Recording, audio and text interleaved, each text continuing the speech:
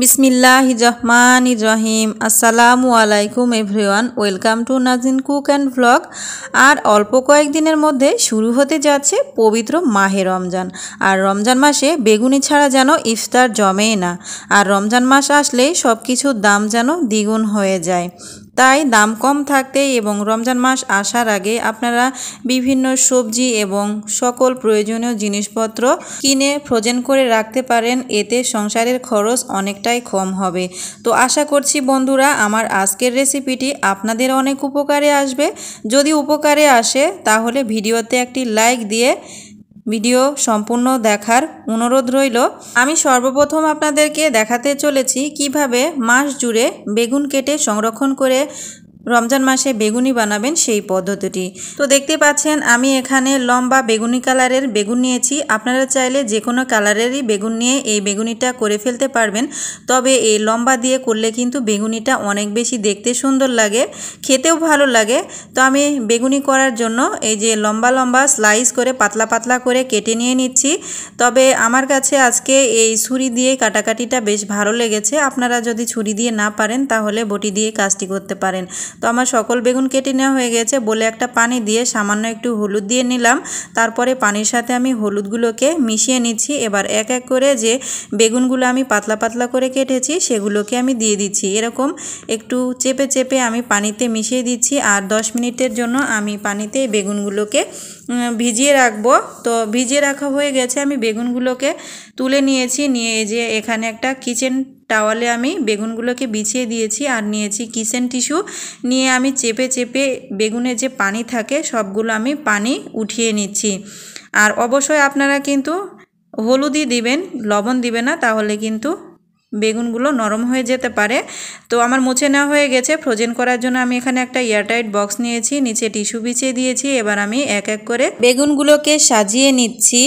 তো সাজিয়ে নেওয়া হয়ে গিয়েছে। আমি ওপরে আরও একটা টিস্যু দিয়ে দেব।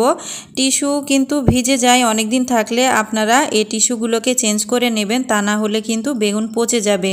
মাস ধরে আপনারা নর্মাল ফ্রিজে এই বেগুন সংরক্ষণ করে বেগুনি খেতে পারবেন পুরো রমজান মাস জুড়ে। তো চলে যাচ্ছি দ্বিতীয় স্টেপে। আমি এখানে আধা কেজি পরিমাণ ধনিয়া পাতা নিয়ে নিয়েছি। এটা বাজার থেকে কিনে নিয়ে আসা। দেখুন গোড়াগুলোকে এরকমভাবে হাত দিয়ে কেটে নেওয়া যায়। আর ধনিয়া পাতা বেশ নরম হয়ে থাকে, এজন্য হাত দিয়ে কাটা যায়। চাইলে বটি অথবা ছুরি দিয়েও কাটতে পারেন। ধনিয়া পাতা সবগুলো গোড়া কেটে নেওয়া হয়ে গেছে। এদিকে আমি বলে পানি দিয়ে দিয়েছি। বোলের ভেতরে আমি সবগুলো ধনিয়া পাতা দিয়ে দিলাম। আর এরকমভাবে গুছিয়ে কিন্তু ধুলে পরবর্তীতে কাটতে অনেক বেশি সুবিধা হয়, আর দেখতেও কিন্তু অনেক ভালো লাগে। দেখতে পাচ্ছেন শাকে অনেক বেশি ময়লা। 4-5 বার আমি পানি বদলে বদলে ধুয়ে পরিষ্কার করে নিয়েছি। এদিকে একটা কিচেন টাওয়াল বিছিয়ে দিয়েছি। দিয়ে এই যে পানিটা যখন কিছুটা পড়ে গিয়েছে তখন আমি এখানে ধনিয়া পাতাগুলোকে ছড়িয়ে দিয়েছি পানিটা শুকিয়ে যাওয়ার জন্য। তো খুব তাড়াতাড়ি এটা শুকানোর জন্য এই যে আমি এখানে কিচেন টিস্যু নিয়ে নিয়েছি। টিস্যু দিয়ে আমি পানিগুলোকে চেপে চেপে মুছে নিচ্ছি। আপনারা কিন্তু এগুলোকে কখনোই ফ্যানের বাতাসে শুকাতে যাবেন না, তাহলে কিন্তু শাকগুলো অনেকটা নেতিয়ে যাবে। তো দেখুন অনেকটা কিন্তু ভিজে গিয়েছে আর শাকগুলোও শুকিয়ে গেছে। এ পর্যায়ে আমি চলে আসছি শাকগুলো কাটতে পানি শুকিয়ে যাওয়ার পর। তো আমি আমার পছন্দ মতো শাকগুলোকে কেটে কুটে নিচ্ছি। আপনারা আপনাদের পছন্দ মতো শাকগুলোকে কেটে কুটে নেবেন। তো অফ ক্যামেরায় আমি সবগুলো শাক কেটে নিয়েছি। তো শাকগুলো কিন্তু দেখতেই পাচ্ছেন মাশাআল্লাহ অনেক বেশি তরতাজা আর একদম সবুজ কচি। কেটে নেওয়া হয়ে গিয়েছে। এবার আমি এগুলোকে বক্সে ভরে ডিপ ফ্রিজে রেখে দেব। সারা বছর খেলেও কিন্তু এটা নষ্ট হবে না। তবে সারা বছর খাওয়া ঠিক না, যে কোনো সবজি 3 মাসের বেশি কোনো সবজি আপনারা খাবেন না। দেখুন বক্সে ভরে নেওয়া হয়ে গিয়েছে।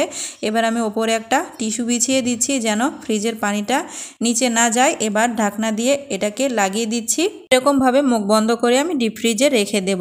চলে যাচ্ছি তৃতীয় স্টেপে। এখানে আমি আধা কেজি পরিমাণ পেঁয়াজকলি নিয়ে নিয়েছি। যে কোনো রান্নায় কিন্তু পেঁয়াজকলি খেতে অসম্ভব মজা হয়ে থাকে।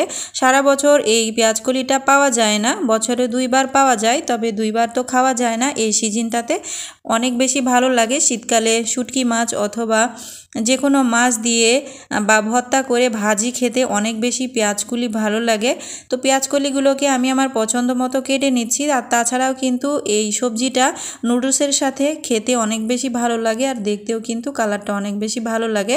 কেটে নেওয়া হয়ে গেছে। এবার আমি এখানে পানি দিয়ে পেঁয়াজকলিগুলোকে খুব ভালো মতো কষলে কষলে ধুয়ে নেব। 3-4 বার আমি পানি বদলিয়ে ধুয়ে নেব। পেঁয়াজকলিতেও কিন্তু অনেক বেশি পরিমাণ ময়লা থাকে, কারণ বাহিরে মামারা বিক্রি করে ভ্যানে, এগুলোতে অনেক ময়লা ধরে। তো ধুয়ে পরিষ্কার করে নেওয়া হয়ে গিয়েছে। এবার আমি চলে যাচ্ছি চুলাতে আমি আগের থেকে একটা প্যান বসিয়ে পানি দিয়েছি, দিয়ে দিচ্ছি সামান্য একটু লবণ আর দিয়ে দিচ্ছি সামান্য একটু হলুদ গুঁড়ো এবং লবণটা একটু নেড়েচেড়ে মিশিয়ে নিচ্ছি। তারপর ঢাকনা দিয়ে ঢেকে দিচ্ছি পানিটাতে বলক আসা পর্যন্ত। দেখুন পানিতে বলক চলে এসেছে। এ পর্যায়ে আমি পেঁয়াজকলিগুলোকে দিয়ে দিচ্ছি। পেঁয়াজকলিগুলোকে দিয়ে একটু লাকড়ির সাহায্যে আমি একটু নেড়ে চেড়ে নিচ্ছি।